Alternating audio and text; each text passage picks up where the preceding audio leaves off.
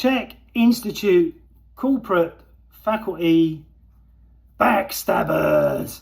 So this video is all about the COVID period and about how my name was bastardized in the Czech world type thing, which was totally out of order, totally wrong. So this faculty member that I really liked, he was like a brother to me, or a father, you could say that, and because he was older than me, and we got on like a house on fire. We'd meet up on a regular basis, just talk Czech, talk training, talk everything. He was an ex-footballer, and like I'm into weights and training and staying buff. I like football, but I've gone off of football because of all the failing and all that kissing and hugging and all that nonsense on the pitch, and because we keep losing the World Cup. So we went to level, I met him on level 3, we got on really well like a house on fire. Susie Neville adjusted my atlas and all the class were laughing because when I'd done the test I went round in a circle twice, and Susie Neville went, "Why are you laughing? You wouldn't laugh at your client, so don't do it." And she was 100% right. And that's what I liked about Susie Neville. She was really full on, an amazing physio. Some of the stuff she told me was absolutely fantastic, and how she read me was 100% right and correct.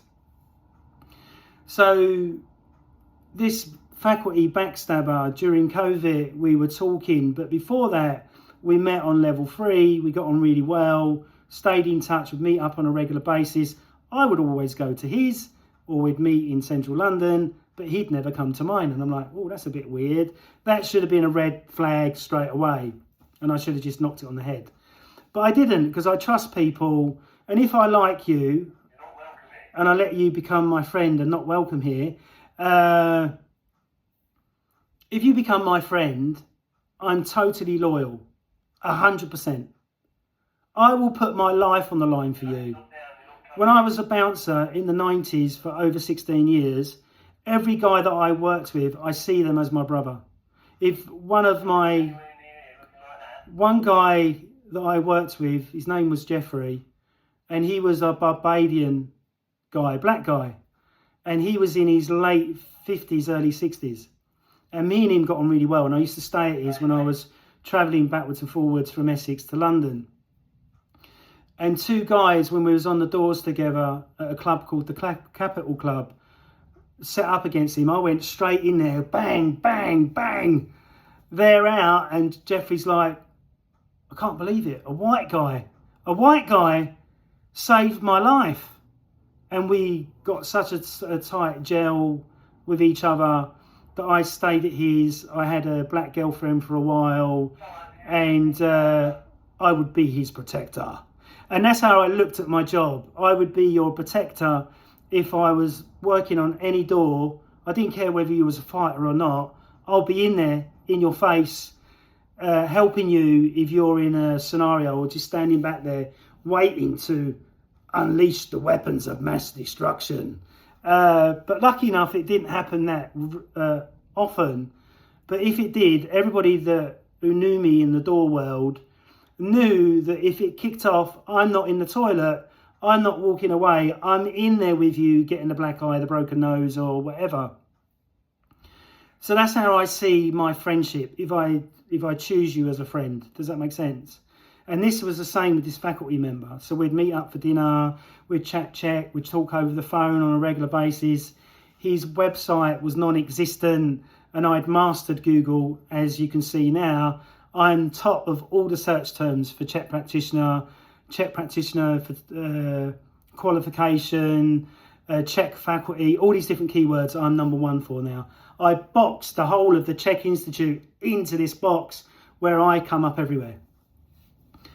So after doing the door work, and I learned how to be really close to people and how to step away when I need to, and Remy Tenkan to push you out of the way and defend myself.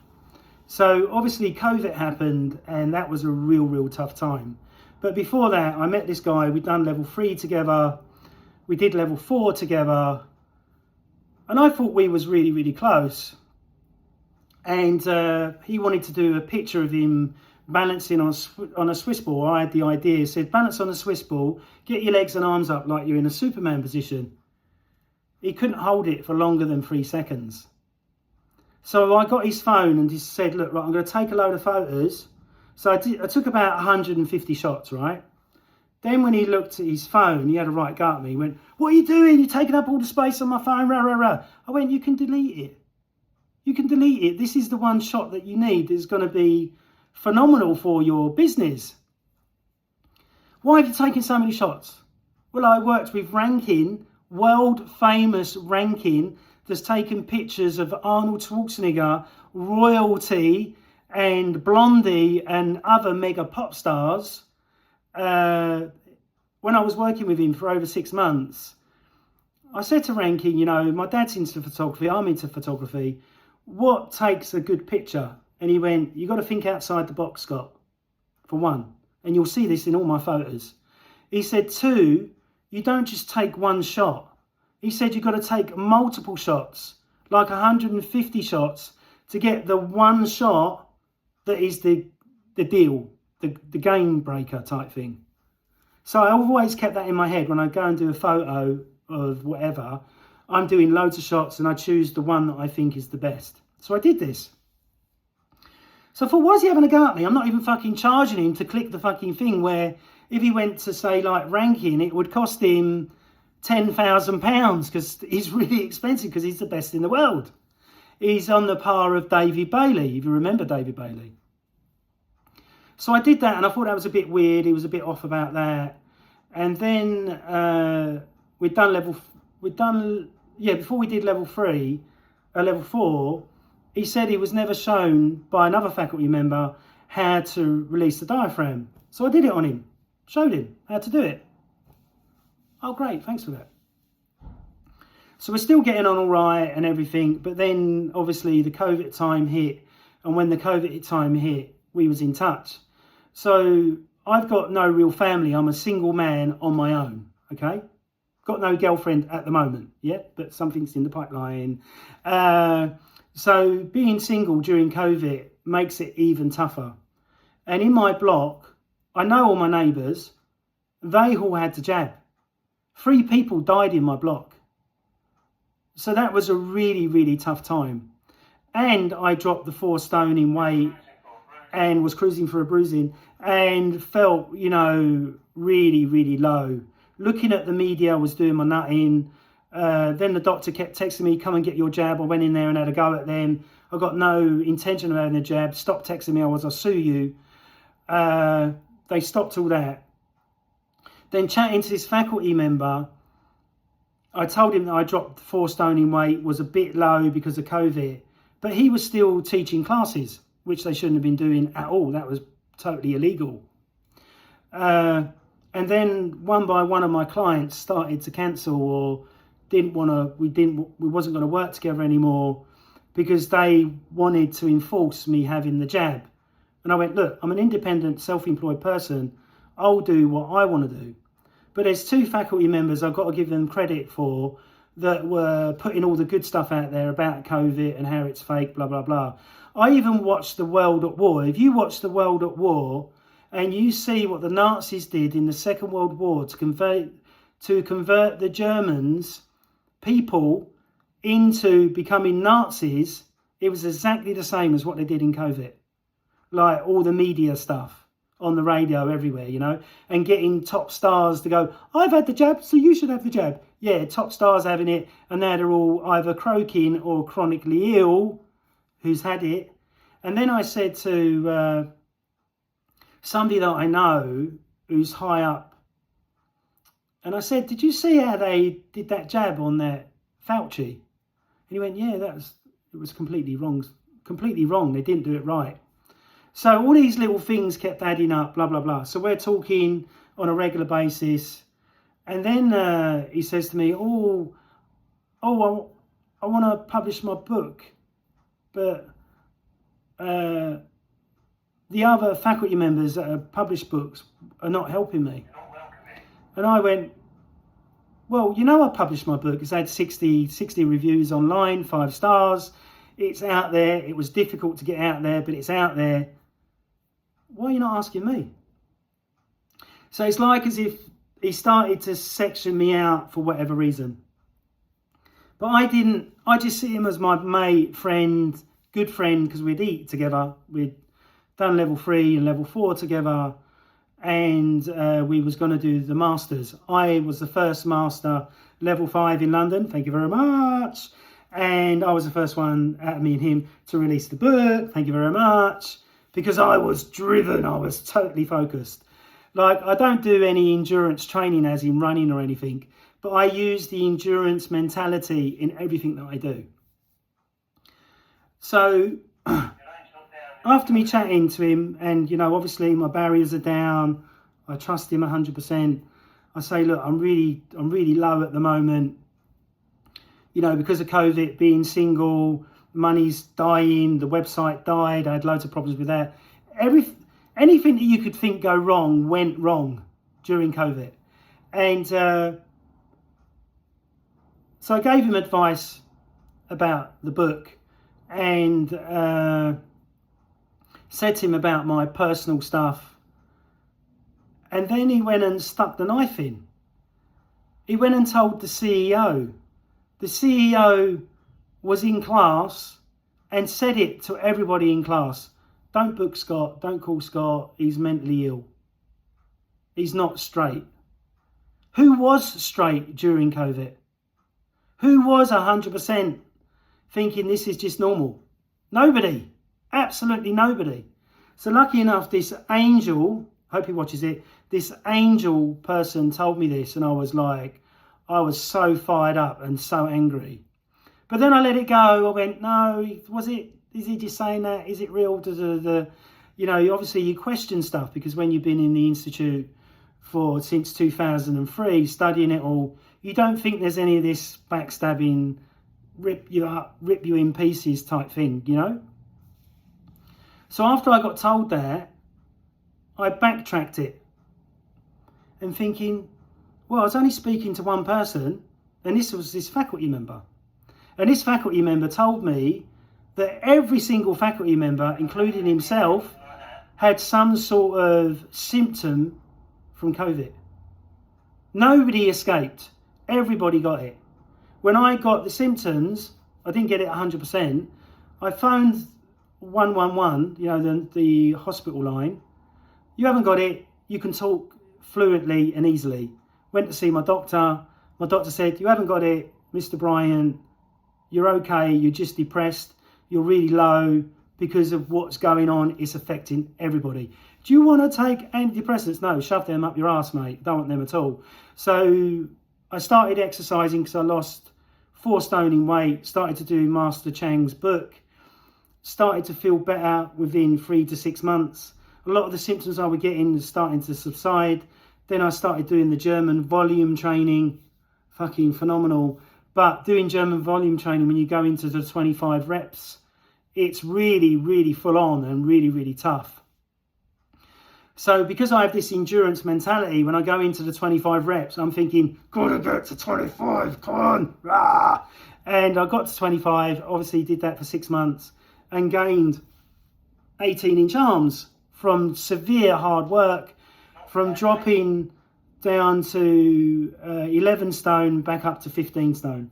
So I realised then, and I watched every Charles Harlequin video possible and read it. I've got about 4 of his books and read all of his books and looked at the stuff online, like the courses that I was thinking about doing, and found it to be, you know, for strength and size wise, phenomenal. The Chek program design and advanced program design doesn't touch it.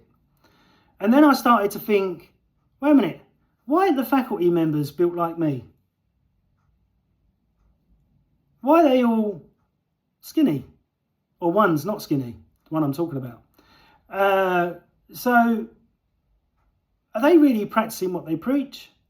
Are they really pushing themselves to the max like I do in every session? If you was to come and train with me, you wouldn't last 5 minutes. I've probably had 500 training partners that just give up because they can't stand the intensity of how I train. And I'm not leaving the gym until I'm like that. When I'm like that, I know I've hit my level, my nervous system is trashed and I need to stop. Otherwise, if I go beyond that, I will cause damage and injury. So after the CEO in class mentioning that I was mentally ill when I wasn't, I was just ill like everybody else, and I dropped all this weight because of the stress and anxiety of what all was going on.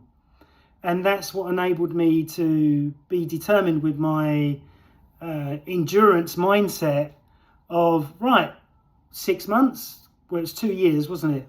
6 months time, I'm going to be stronger, bigger, better than ever. And that's what's happened. I'm stronger, bigger, better than ever, with more knowledge, more understanding, 6 years on. But getting stabbed in the back like that from a faculty member who we used to go and have dinner with, hug every time we'd meet, hug every time we left each other, buy each other little gifts occasionally. Why? I just don't get it. And the only thing I can think it could be is that I'm the big Muscle Mary. I'm the big Muscle Mary, and they all don't look the part. That's the only thing I could think it could be. Or is it because I'm so fucking phenomenal at Google? Put in any Czech search term like certificate, cost, license, course. I'm above the Institute now because I know how to dominate Google. And I've learned that over the years. It's not something you can pick up 3 things you need to do and you'll be top number 1. It's not like that. You have to be doing it constantly, regular, on a regular basis, which I do. And I look at my working day, let's say cruising for a bruising. If I got a day where I'm quiet, say I've got 2 clients, I don't look at it as a quiet day. I look at it, right, I need to do the internet stuff. Oh, I need to do more videos. Oh, I need to do more of this. So filling my day with what I need to do to make sure I stay at the top. So if you put in Czech Practitioner London, Czech Practitioner, if you put in corrective exercise London, if you put in back pain London, I'm page 1 for all them search terms. And that's only because of the endurance mindset of keep going. So I don't understand why I was stabbed in the back when I got to level 5, paid all my money. The only bad instance that happened was I was working with a mentoring a guy. He owned a building site and owned a gym. And I said to him, after knowing how much work he was doing, be careful, you may get an illness, you know, out of being caring and compassionate, not out of digging in with this to try and get money out of him. I didn't care whether he booked me or not. But he wanted to do the HLC, got him to do the HLC. I charged £500 for that because I'm going to spend 2 or 3 hours looking at it, as well as printing all the documents off and everything, sent it out to him. Week 1, have you done it? Week 2, have you done it? Week 3, week 4, week 5. Went to about 7 weeks, he'd never done it. So I said to him, there's no refund. That's when he said, you'll never work in the industry. I'm going to kill your business. You keep my money. And I was like I said in the other video, oh, I've had that before. That's no problem. You're not nutting me in the face. You're not breaking my teeth. You're not putting me in a hospital. Even if that did happen, it wouldn't even bother me anyway, because pain goes and you heal, if that makes sense. But then I made the connection. Wait a minute. The CEO said that he was a builder. He's got a gym. He's been bankrupt. And this other guy lives in the same area. So 2 and 2 click together, innit? You know what I mean? Makes 4. So then I made that connection that that's what's been going on. And it's really wrong, really horrible. I would never, ever do anything like that to anybody. I would never sabotage their work or putting food on their table. But obviously, I've tried with the Institute, as you can see from the long video. Let's sort it out. Let's just fix it. 4 emails trying to bully me and harass me. You can't bully or harass me with letters and emails or even knocking on my door. because I'll just retaliate and dig in even more, like the 52 videos and another X amount to come very soon. So I hope you've enjoyed this video about the C.H.E.K Institute faculty backstabbers. But I've got to say, the two faculty members that are putting the videos out during COVID were angels at that time. I don't know why all this stuff happened. If they would have just, if the CEO was just going, right, Scott's a level 5, I'll send him a referral, one a week or one a month, and had me on the, if you go to Chek Connect, you'll see I'm not on the front page. You can't find me. I'm a level 5 master. But they've got the other faculty member on there that shouldn't be on there. Even Gavin's on there, which is conflict of interest. For a multi-million-pound business, estimated, 32 million, how much money do they need? I don't need that much money to live and retire and enjoy my life. I just don't understand it. So I hope you've enjoyed this video. Please subscribe, please share, please like, and please tell me what you think. Do you think I'm overreacting, or do you think that what they did during the COVID period and bastardizing my name is totally out of order? Speak to you again soon. Bye.